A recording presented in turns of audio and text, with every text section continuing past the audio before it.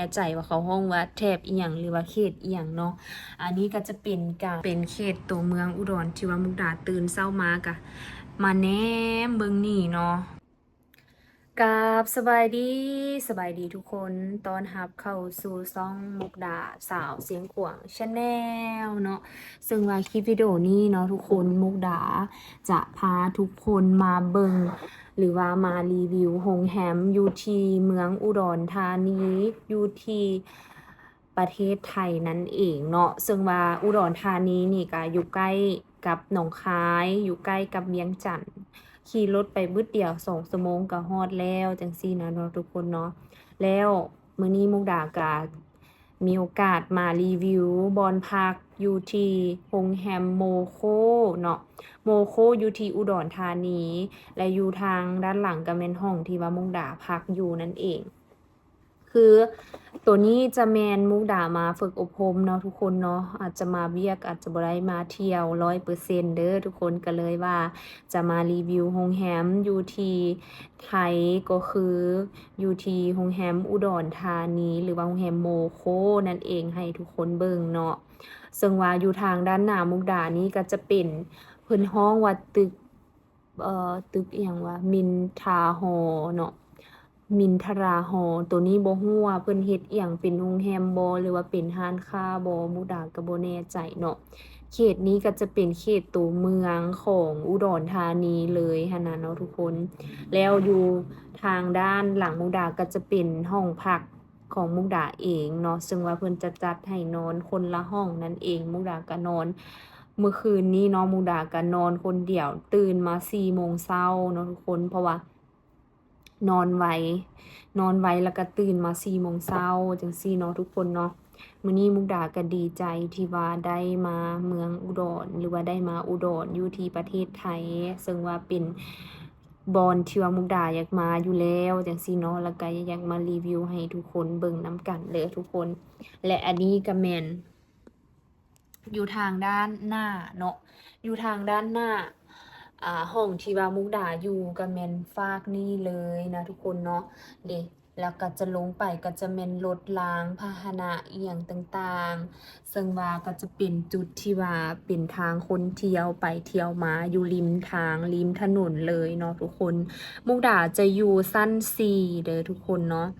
จะอยู่ชั้น4แล้วเพิ่นก็จะมีแบบตำรวจมาเป่าแก่ปิ๊บปิ๊บปิ๊บปิ๊บอยู่ตลอดเวลาได้ทุกคนอยู่เมืองอุดรนะก็เคยเห็นเนาะก็คือแถบนี้บ่แน่ใจว่าเขาห้องว่าแถบอีหยังหรือว่าเขตอีหยังเนาะ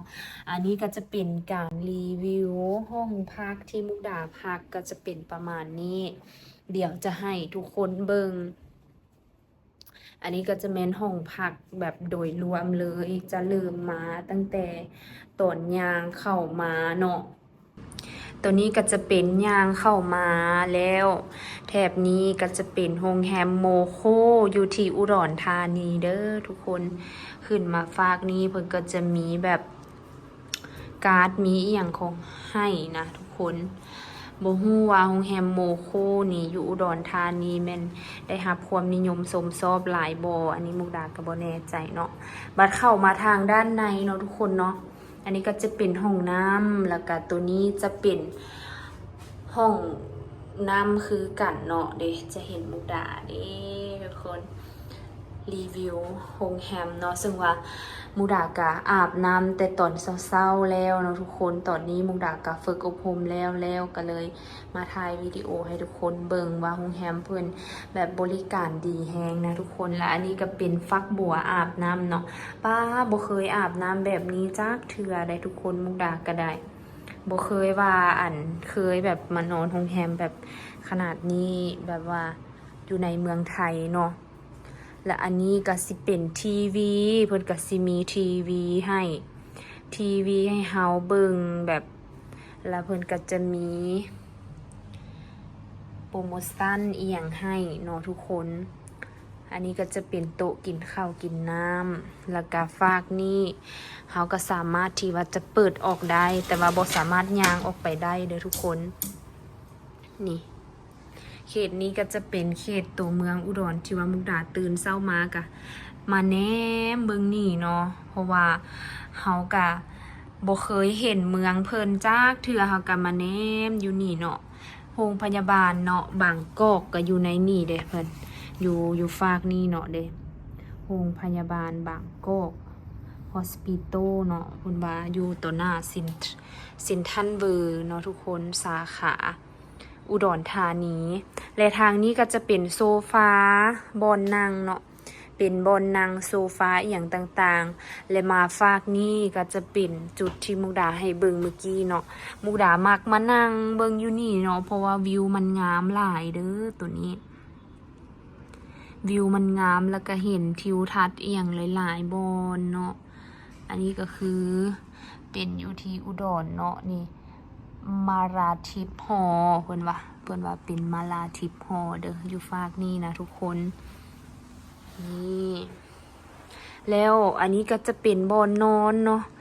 ผ้าห่มแบบนุ่มแหงเนาะทุกคนเนาะ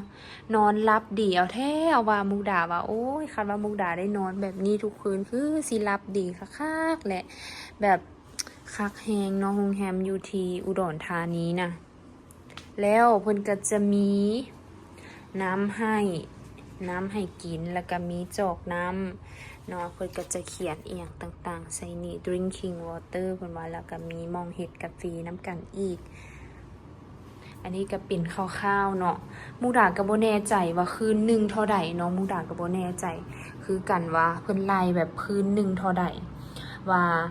มานอนโรงแรมเพราะว่าอันนี้ก็จะเป็นทางคอร์สที่เพิ่นจ่ายเนาะน่าจะ1,000 ปลาย 2,000 ผู้ใดฮู้แน่ว่าคืนหนึ่งของโรงแรมโมโคโฮเทลอยู่ที่อุดรธานีเท่าใดเนาะคอมเมนต์ให้มุกดาฮู้ได้เด้อเพราะว่ามุกดาก็บ่ฮู้คือกันเนาะทุกคนแล้วอีกอย่างหนึ่งคือเขตนี้นะจะเห็นเบิดทุกอย่างเลยแล้วก็จะใกล้กับร้านอาหารใกล้กับแบบยูดีทาวเนาะแล้วใกล้กับเซ็นทรัลเวอร์นั่นเองเนาะทุกคนเมื่อวานมุกดาก็ไปเซ็นทรัลเวอร์แต่บ่ได้ถ่ายให้ทุกคนเบิ่งว่ามื้อนี้ไปสิได้ไปบ่แบบนี้เนาะทุกคนเนาะอันนี้ก็เสื้อมุกดาเด้อ อย่าตกใจเสื้อมุกดาเองนี่แหละทุกคนประสบการณ์การมาอุดรธานีในการมานอนที่โรงแรมโมโคโฮเทลเนาะอยู่ที่อุดรธานีเป็นครั้งแรกเนาะที่ได้เข้ามาในตัวเมืองแล้วก็ได้มานอนโรงแรมที่อยู่สูงขนาดนี้แล้วก็แบบโรงแรมเพิ่นบริการดีแฮงเนาะเพราะว่าจะเป็นการกินการอยู่แล้วก็ในห้องนี่ก็เป็นตานอนเอาแท้ว่าเนาะนอนหลับฝันดีเอาแท้ว่าแบบหอมแล้วก็ทุกอย่างคือแบบการบริการของเพิ่นเป็นระดับสากลเลยเนาะโรงแรมอยู่ที่อุดรธานีแบบสุดๆเลยเนาะทุกคนเนาะไผที่ว่ามีบ่อนพักหรือว่าไผที่ว่ามีจุดใดแนะนำหรือว่ามีร้านอาหารมีบ่อนเที่ยวหรือว่ามีบ่อนไปลิ้นไปกินหรือว่าไปถ่ายรูปอีหยังที่เป็นแบบว่าจุดที่ว่าไฮไลท์ของอุดรธานีเนาะสามารถคอมเมนต์บอกมุกดาได้เด้อถ้าหากว่ามุกดามีเวลามุกดาก็จะแวะไปเนาะทุกคนเนาะย้อนว่าเฮาก็อยากมาเที่ยวเมืองอุดรธานีให้เต็มที่นั่นเองเนาะเพราะว่าสาวอุดรนี่ได้ว่าเพิ่นบอกว่าแบบอยู่ใกล้เวียงจันทน์แน่เนาะเพิ่นก็บอกให้มาเที่ยวอุดรเด้อแบบนี้เนาะบัดนี้มุกดาก็ได้มาแล้วก็เลยอยากไปเบิ่งไปเที่ยวจุดที่ว่าเป็นจุดที่หลายๆคนอยากให้ไปเที่ยวจังซี่เนาะไผที่ว่ามีจุดใดก็สามารถคอมเมนต์บอกมุกดาได้เด้อ เดี๋ยวคลิปวิดีโอนี้น้องมุกดาจะได้ลาทุกคนไปก่อนอีกสักหน่อยน้องมุกดาจะไปเลาะยูดีทาวเดี๋ยวทุกคนเนาะเพิ่นบอกว่ายูดีทาวนี่จะมีเครื่องของแล้วก็จะมีอีหยังหลายๆอย่างเนาะก็คือบ่ว่าจะเป็นแบบว่าอาหารการกินหรือว่าเกิบหรือว่า